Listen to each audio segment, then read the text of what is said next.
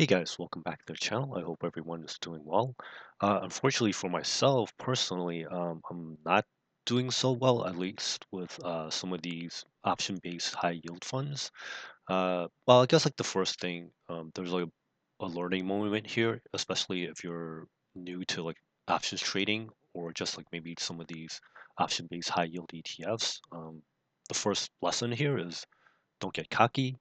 Number two, uh, I'm not sure if there'll be a high yield happy ending for myself. It really depends on how careful I am going forward with my other existing high yield option ETFs. And then the third thing is like, I think some people might not like this because I guess like I guess within like the trading and investor community, people have different ideas in terms of stop loss orders and if they're even necessary or not. Now for myself, I'm kind of like more old school, so I'd rather have like stop loss orders in place so that just in case like something bad happens, I can preserve my capital and then I mean what's the worst thing that can happen? I take that money and then just reinvest it somewhere else.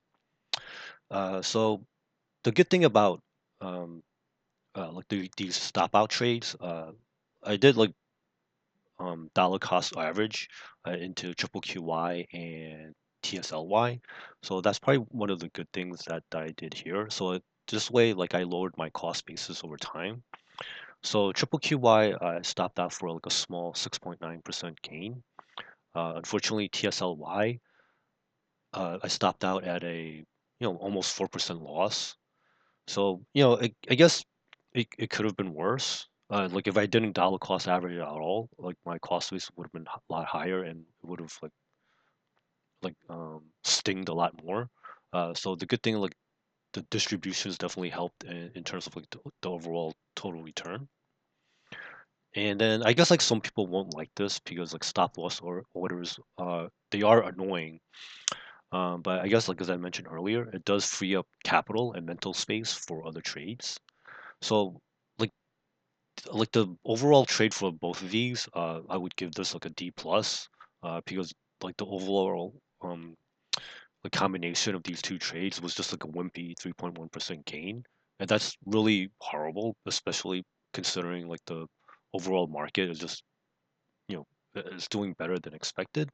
So unfortunately, I underperformed here. And I guess like if I had to do it all over again, I would have like paid attention to like the tourist inflows and outflows because that really unfortunately affects not just like these like the finance and yield max products, but just like the overall ETFs in general. So I think going forward, that's definitely something that's on my homework, more homework to do, and more I guess like something else to put on my checklist. So I guess in order to kind of like bounce back from this, I still think the underlying like Tesla, I think there's a opportunity here, but I'm gonna be really careful. I'm just gonna slowly add to like the existing Tesla position, and I want to like eventually grind like the cost basis down for Tesla down. So this way I can sell cover calls when the time is right. Right now I feel like the covered calls like if I do them, they'll be kind of like they'll be a little too tight to my cost basis. So eventually I want to like get out at like profit if I can. And like I think I'll just probably stick with Tesla for now, and then not TSLY because right now like I guess like especially after the well I guess like a lot of people that are also like suffered with this alongside with me, uh, like TSLY. I think maybe I'll just hold off for now and just like keep an eye on it, and I'll continue to do like the whatever like the dashboards and like the tier list and whatnot. But I'm gonna get my hands dirty and just like do it myself.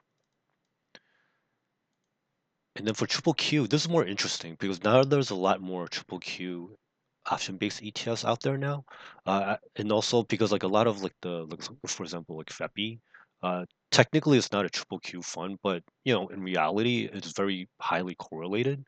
So now there's like a lot more options. I don't feel like the pressure of like having to kind of like like save like the triple QY position. So now I can kind of like spread my money out a little bit more judiciously, and this way like I'm being really careful with like the especially if there's like a fund that gets too popular online, then that kind of defeats the purpose. So in order to protect myself going forward, it'll be like a mix of do it yourself on the NDX, and I'm gonna maybe outsource like kind of like the standard option strategies to some of these ETFs, and then rotate as necessary. As once I see like more like unfortunately there's gonna be a high yield tourist in some of the newer funds. Uh, I mean, I guess that's just life. You just have to adjust accordingly. And I guess there's like a certain bit of like mental relief. Unfortunately, there's no high yield happy ending this time, but I think this is just a bad chapter, and it's also like a good learning moment because in the future there's going to be plenty of high yield goodies coming, especially with like the inverse ETFs and then maybe the themes ETFs if they don't get too crowded. So I think for me personally for myself, this is like stop loss orders are at least in my eyes, it's a good way to protect capital. Um, I'm probably gonna underperform in a bull market, but then when the bears wake up, I guess at some point, maybe in 2025 or maybe a little bit later after that, we'll probably see like a pretty nasty move downwards, and then this is where like the value of like stop losses and like kind of like the boring stuff like the portfolio allocation will come in handy. And I still think, I guess in general, it's good to have like other income-based investments, treasuries, dividend aristocrats, because this way you can use the cash flow from these products, and then like you kind of want to keep an eye on like the different option-based high yield ETFs out there and see like where there's like good buying opportunities. Right now, like in my own opinion, right now since like the VIX like and like just in general like volatility isn't like that great. So I don't feel like the need to kind of like rush into things. I'll just like you know buy a little bit at a time here and there, and then kind of like slowly spread out my position. So this way like my cost basis will be as low as possible, and then like when the time comes, I can kind of just like get rid of them if I need to. And then just a general risk. Some of these high yield option based ETFs they're on the higher side, and there's definitely no control over option strike selection. So hence that's why, for example, like Tesla, I kind of want to do this myself, and then also I'm gonna instead of like outsourcing some of my trading to like, some of these funds, I think I want to take more control, and then definitely like implied volatility, as I mentioned before. Uh, they're kind of on the lower side, so there's definitely no need to rush. And of course, like the share prices unfortunately are getting cheaper, and of course yields won't be consistent month to month. So if you like this type of content, please consider giving this a like. If you could subscribe as well, I would greatly appreciate it. And then for the people that have given me super thanks, I definitely appreciate you. So thank you for watching. I hope everyone has a good rest of the trading week, and just I hope people make some good money out there. It's a nice bull market so far. So thank you for watching, and I'll see you in the next one. Bye now.